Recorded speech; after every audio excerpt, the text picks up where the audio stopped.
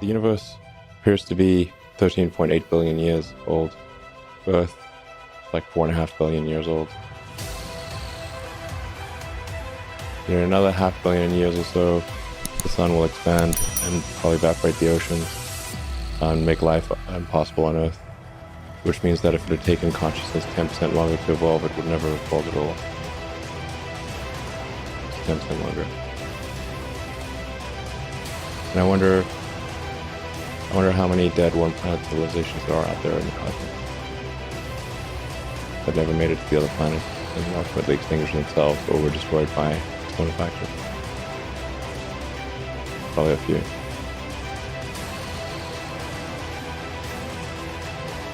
Look again at that dot. That's here. That's home. That's us. On it, everyone you love, everyone you know, everyone you've ever heard of, every human being who ever was, lived out their lives. The aggregate of our joy and suffering, thousands of competent religions, ideologies, and economic doctrines. Every hunter and forager, every hero and coward, every creator and destroyer of civilization, every king and peasant, every young couple in love, every mother and father, hopeful child, inventor and explorer, every teacher of morals, every corrupt politician, every superstar, every supreme leader, every saint and sinner in the history of our species lived there, on a mote of dust suspended in a sunbeam. Our planet is a lonely speck in the great enveloping cosmic dark. In our obscurity, in all this vastness, there is no hint that help will come from elsewhere to save us from ourselves. The Earth is the only world known so far to harbor life. There is nowhere else, at least in the near future, to which our species could migrate. This is not true. There are really two fundamental paths. History is going to bifurcate along two directions. One path is we stay on Earth forever, and then there will be some eventual extinction event. I don't have an immediate doomsday prophecy, but it's eventually, history suggests there will be some doomsday event. The alternative is to become a spacefaring civilization and a multi-planet species, which I hope you would agree that is the right way to go. We should be concerned about demographic implosion. So if you look at countries like Japan, most of Europe, China, and you look at the birth rates in a lot of those places is only at about half of the sustaining rates. When you have an inverted demographic pyramid, so if you look at the pyramid and you've got age variation, 60-year-olds, 50-year-olds, 40-year-olds, 20-year-olds, like sort of a demographic pyramid. Right. And in some countries, it's like an upside-down pyramid, so it'll sort of fall over. It will not stand. What we'll actually have in those countries is a very high dependency ratio, where the number of people who are retired is very high relative to the number of people who are net producers. And so you cannot, the social safety net will not hold. We didn't evolve for this because we sort of evolved to just always procreate, and there wasn't birth control or anything. Right. Just like have lots of babies. That's like half the course, and like hopefully some of them would survive. That was like all of human history until very recently. And now it's, you've got cases like Japan where adult diapers outsell the baby diapers. Europe's in a similar situation. China's headed the same way because they've had the one-child policy, and then even though they've relieved the one-child policy, the social norm has become to have an average of one kid. So even when they relieved that requirement, it didn't change. You can imagine, like people sometimes say, well, what about immigration? It's like, okay, look, there's 1.5 billion people in China. Where is China going to get 700 million new people? Okay, that's like 3 Indonesians. It's like, it doesn't work. And the full gravity of this is not well understood, but will become severe issue in the next few decades. So civilization here on Earth could end with a bang or a whimper. But it could also be like a whole series of things. Like what killed the dinosaurs? Well, It wasn't just one thing. It was like a whole bunch of things happened in a row.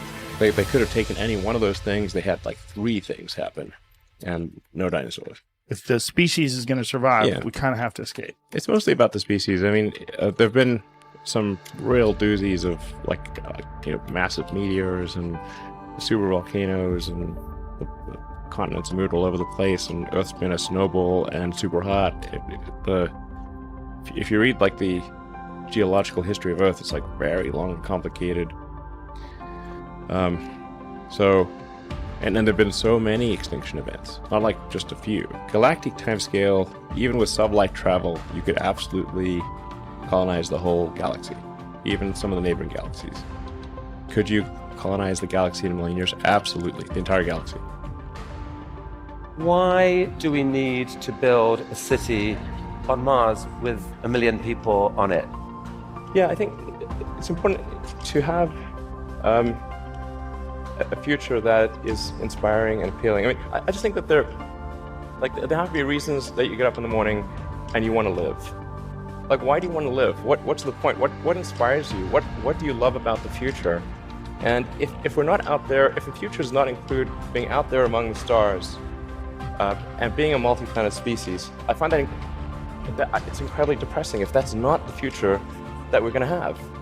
If you look at the progress in space, in 1969 we were able to send somebody to the moon.